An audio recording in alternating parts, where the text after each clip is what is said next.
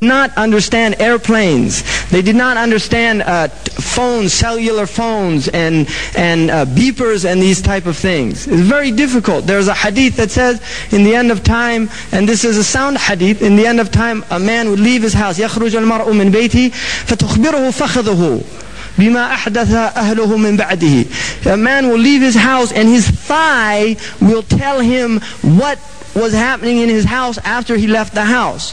Now we know in the language of the Arabs will call something by a thing that it's attached to. In other words, if somebody had a phone on their thigh, then the Arabs could actually say أخبرته فخذه, and he means the thing that was on his thigh. This is very common in the Arabic language, to call a thing by a thing that is near, or to call a whole by the part. اشتعل رأسه شيبة. His head, it literally says his head turned gray in the Quran, Zakaria alayhi salam. But it wasn't his head that turned gray, it was his hair. But the Quran uses the whole to indicate the part. So this is part of the Arabic language. So he also said that a man, the shiraku na'lihi satukallimuhu, the strap, the thong of his sandal will speak to him.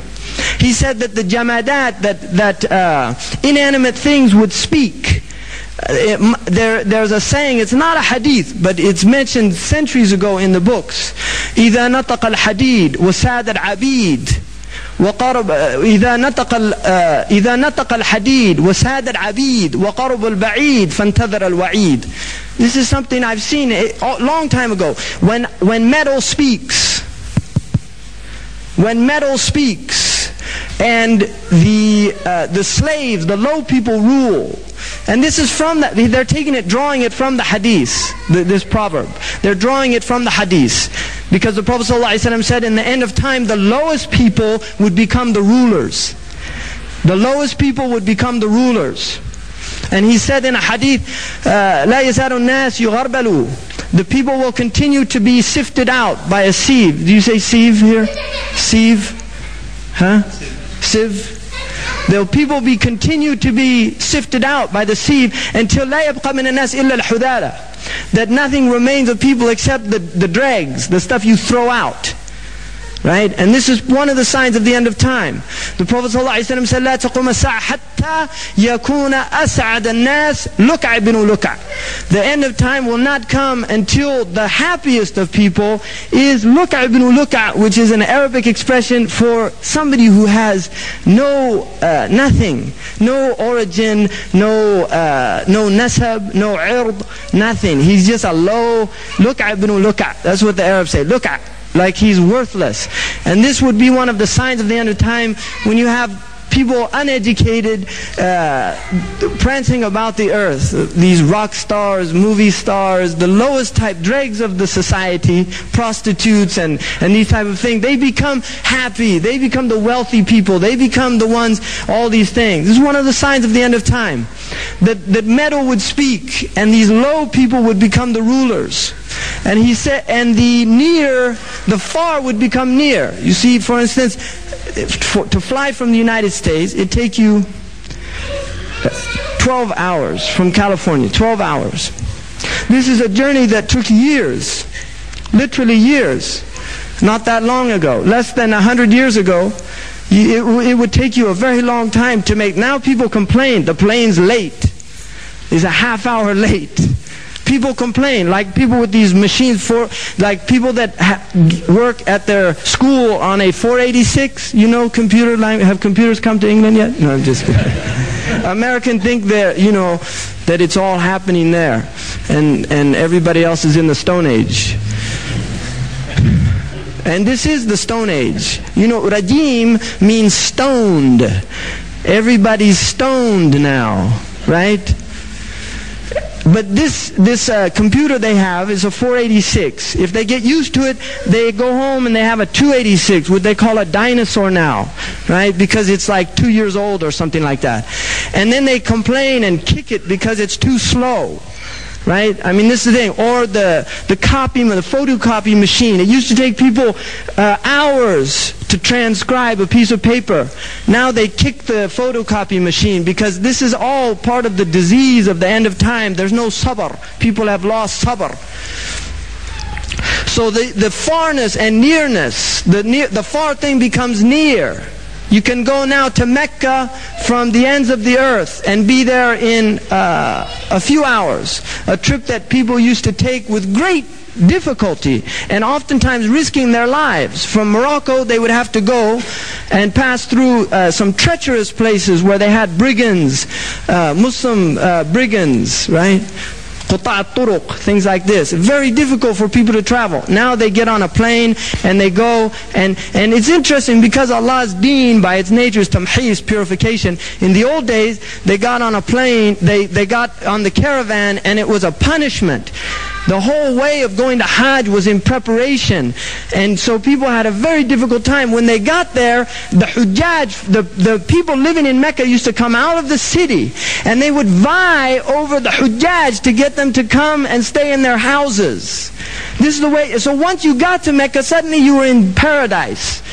People who had, now we see photographs, pictures of Kaaba, people who'd never seen Kaaba. And suddenly they were in Mecca after spending a year on a very arduous journey. And they were in Mecca, and the people of Mecca were embracing them, feeding them, taking care of them. Now, the adab is easy to get there. Once you get there, then all the problems start. You see, it's the opposite now. It's the exact opposite. You spend 4 days in Hajj, and the Muslim, it's unbelievable, the adab, and it just indicates our state as a ummah. The 5 prayers each day indicate the state of the ummah, right, in the community level. The local neighborhood. You see who prays at Fajr, who prays at Isha. It lets you know how the neighbor, the health of the neighborhood. And then you see Jumu'ah, lets you know the health of the community, how your community is doing. But Hajj lets you know how the Ummah is doing. It gives you an indication of the entire Ummah of Islam. By the end of Hajj, you're literally walking on a foot of garbage. This is our contribution. A foot of garbage. They used to put garbage can. When I first went on the Hajj, they put garbage, huge garbage can. Nobody would ever use them. So the Saudis, they just said, just forget it. Why waste the time? Now they just come at the end of it with bulldozers and bulldoze all of the garbage. Right? And this is the state. But it's okay, you go to McDonald's. Now McDonald's in Mecca. You go to McDonald's, you have your McDonald's hamburger, throw the paper on the ground, right, with the golden arches. And Colonel Sanders outside of Bab Abdul Aziz, both names are problematic. But this is the state of the Ummah. So all of these things are happening, and amazing things. I mean, we're living in fascinating times. There's a Chinese curse, may you live in interesting times. Right? We are living in very interesting times because there's extraordinary change happening in this Ummah. Phenomenal. At rates that become like the computer. It literally boggles the imagination and the mind. So this idea of the second, to get back to it, this idea of Masih Ad-Dajjal. The Masih has the idea of the anointed one. The one who was anointed by Allah subhanahu wa ta'ala, the Messiah of the Jewish people, which we believe and confirm is the position of Isa alayhi salam min ulul azmi, and from the great Anbiya and Rusul, that he was given this position to call Bani Israel, the lost sheep. I was only sent for the lost sheep of the tribe of Israel. That sounds like it's a valid piece of the Injil. Wallahu ta'ala a'lam. All of we would call those hadith matruk, hadith mawdu'. We don't know what they are. Like in the science of hadith we have isnad. They don't have isnad for the Injil. So this group that was living at that time called the Ebionites, they were Jewish Christians. And these people were wiped out. Now Hans Kuhn, who is a German theologian, he's Catholic. The Catholic Church has accused him of heresy and different things. Hans Kuhn wrote a book called Christianity and the World Religions. He has a section on Islam.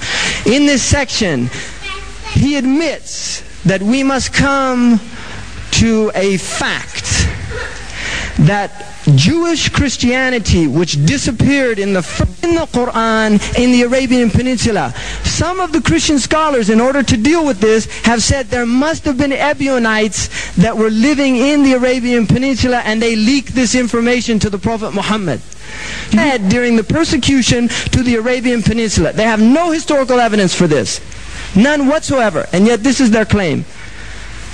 So he admits this, Hans Kuhn, and in the end, after explaining